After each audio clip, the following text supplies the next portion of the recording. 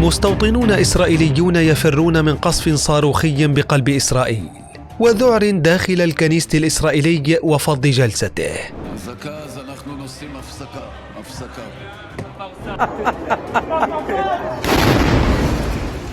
مشهد لم يألفه العالم كثيرا بين سيف القدس من غزة وحارس الأسوار الإسرائيلية من تل أبيب.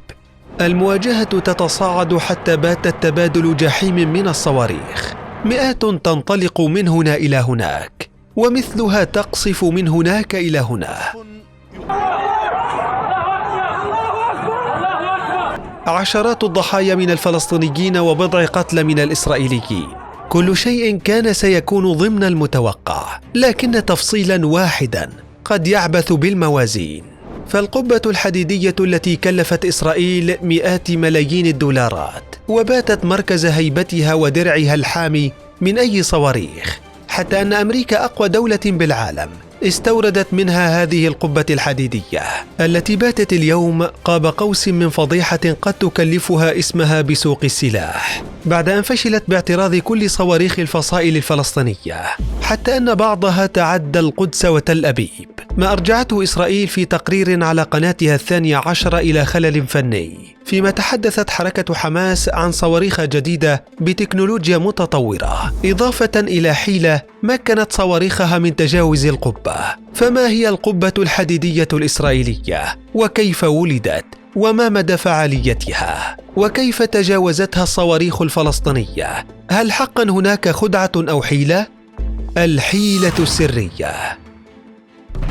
مع تصاعد حدة محاولات تهجير إسرائيل عائلات حي الشيخ المقدسي من بيوتهم، واندلاع معارك القصف الصاروخية من غزة لتل أبيب وبالعكس، الصواريخ الفلسطينية استهدفت إضافة للمستوطنات المحاذية لقطاع غزة، خاصة عسقلان وأسدود، مناطق بعيدة عن غلاف غزة، إذ وصلت الصواريخ حتى تل أبيب التي أغلقت مطارها بعد أن تم قصفها ب130 صاروخا خلال 5 دقائق. ورغم أن تل أبيب تقع على مسافة 70 كيلومتر من غزة، كما تقع مدينة رعنان على بعد نحو 77 كيلومتر، ومع ذلك طالتها الصواريخ الفلسطينية التي تسببت بشلل الحياة وهروب الإسرائيليين للملاجئ في مناطق يسكنها نحو 4.5 مليون ونصف شخص. ليبدو أن إعلان إسرائيل اعتراض القبة الحديدية لعدد من الصواريخ ليس كافيا للتغطية على عدم نجاحها بالتصدي للكثير منها. رغم قطع الصاروخ مسافات طويلة، كان من المفترض أن تسقطه القبة بسهولة. محد بوزارة الدفاع الإسرائيلية اتخاذ إجراء غير مسبوق بتوسيع مساحة إعلان الطوارئ حتى 80 كيلومترا من قطاع غزة. الأسباب تباينت حول نجاح الصواريخ الفلسطينية باختراق القبة الحديدية. فبحسب الفصائل الفلسطينية، الصواريخ التي استخدمت ضد تل أبيب من النوع الثقيل، وتحمل رؤوسا متفجرة ذات قدرة تدميرية عالية يصل مداها إلى 120 كيلومتر، وتدخل الخدمة بشكل معلن لأول مرة. فيما تحدثت حركة حماس عن تكتيك وحيلة جديدة لتجاوز القبة الحديدية، إلا أنها لم توضح طبيعة هذه الحيلة.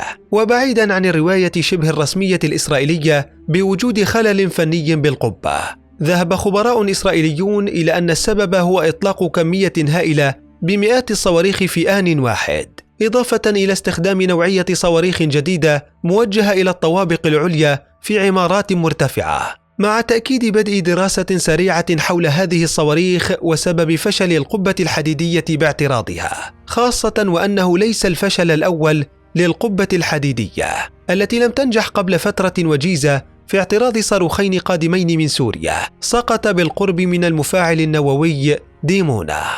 ميلاد القبة. ما زالت الآلة الإعلامية الإسرائيلية تقدم القبة الحديدية على أنها تقدم اعتراضا سريعا للصواريخ قصيرة المدى وقذائف المدفعية، إذ إنها عبارة عن نظام لكشف الصواريخ لحظة إطلاقها، ومحطات معالجة عالية السرعة للمعلومات البالستية تتيح حساب مسار تحليقها ووسائل التوجيه وإصابتها بالنيران، ما يمكن القبة من التقاط الأهداف من مسافة حوالي 70 كيلومترا وتحديد مسارها مسبقا، ومرافقتها وتدميرها بأعلى نقطة من مسارها باحتمالية 100% خلال ثانيتين، بفضل محطة الرادار والكمبيوتر الموجودة على متنها، ونظام تعقب وبطارية مكونة من 20 صاروخ اعتراضي تحت مسمى طامير. كما أنها بحسب إسرائيل تعمل في جميع الأحوال الجوية، ويغطي مجمع واحد منها مساحة 150 كيلومترا مربعا. وقد كانت الإرهاصات الأولى لهذه القبة عام 2007 مع بدء تطويرها من شركة رافائيل لأنظمة الدفاع الإسرائيلية بتمويل جزئي أمريكي.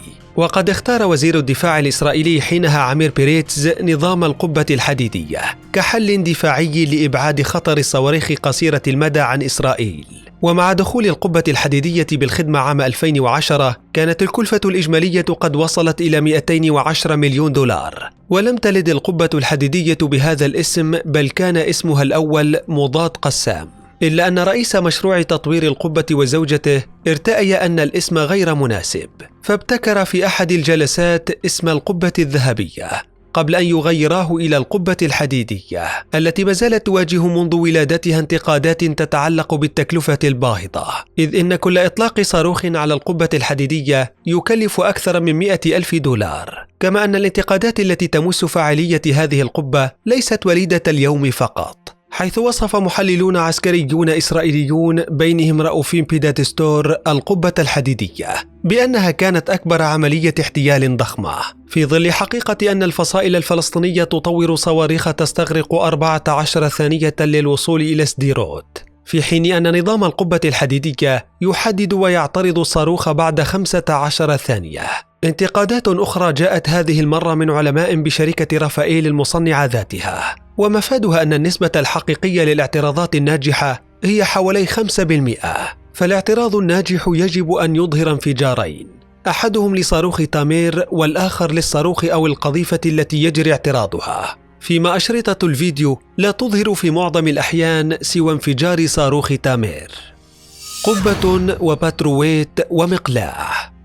في وقت يدور الحديث معظم الأحيان حول القبة الحديدية في إسرائيل، إلا أن نظام الدفاع الجوي الإسرائيلي متعدد المستويات ومصمم لحماية أصولها الاستراتيجية من الهجمات الجوية، وينقسم إلى 3 مستويات: الطبقة الدنيا للدفاع الجوي الإسرائيلي المسماة القبة الحديدية، ومهامها اعتراض الصواريخ قصيرة المدى والطائرات المسيرة الصغيرة وقذائف الهاون. والطبقة الوسطى المسماة مقلاع ديفيد، وتطلع باعتراض الصواريخ متوسطة المدى مثل صواريخ فاتح 110 الإيرانية وما يماثلها في سوريا آم 600.